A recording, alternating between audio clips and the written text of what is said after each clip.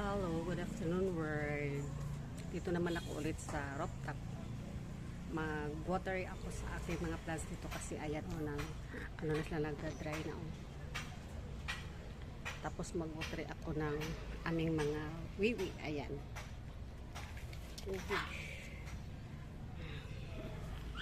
Mag-transfer ako dito.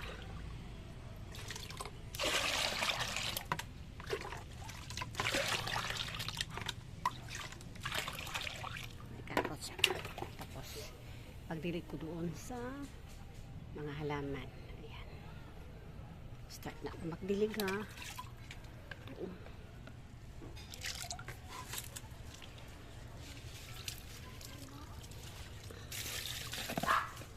Aray.